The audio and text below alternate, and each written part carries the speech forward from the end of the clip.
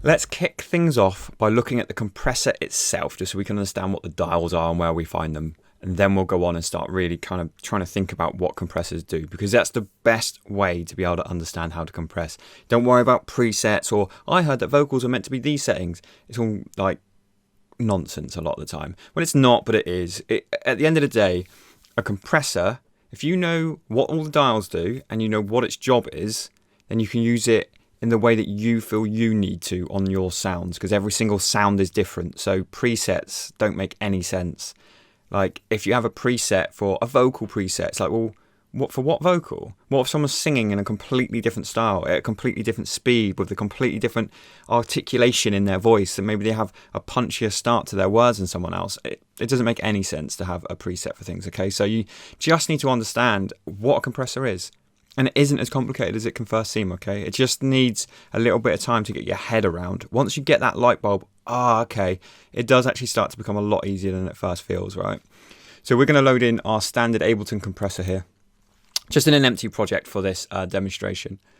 Okay, so on the left-hand side of the compressor, and we're just going to go through very, very sort of nicely and easily now and just look at the controls. Now, remember, you do have an info view in Ableton, which will literally walk you through these bits and pieces so you can read them in your own time as well. Always remember that with these sort of things. I don't want to spend too long explaining just basically the manual, but as it's compression, I think it's a bit like EQ. It's worth me just sort of running through the basics on it just to keep everyone informed. So ratio.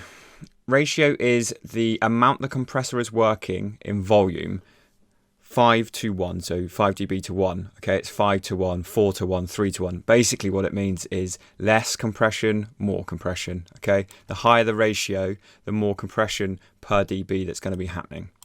The attack is how long the compressor takes to start working. This will make more sense later.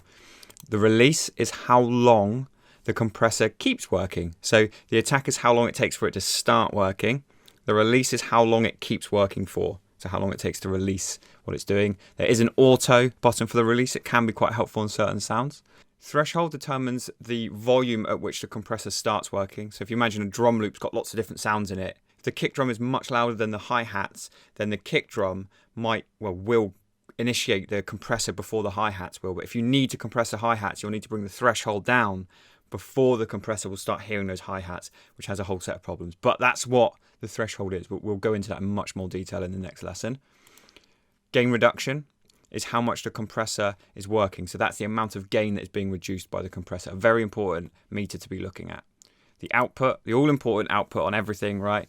If your signal going into the compressor and then the compressor's compressing, the signal on the way out, the volume that it is, if you think about everything we've been learning with the gain, the RMS, your peak, your headroom, the output of the compressor is incredibly important. There's an automatic makeup gain, which I always have turned off. I prefer to do it manually.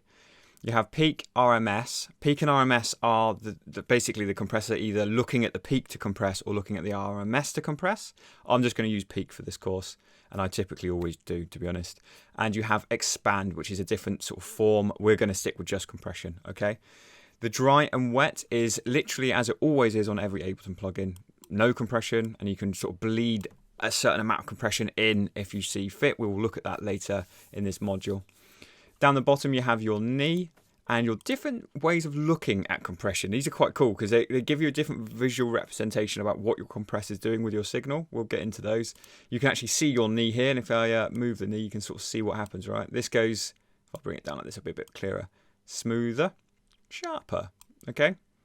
And then back to basic view. And as you'll probably notice, as you're on different views, things are in different places, okay? See the threshold's here still. Go to this one. There's no threshold, but the threshold is now here. They just sort of move it around a little bit, but it's all still there, okay? That's it. We don't need to make it any more complicated than that.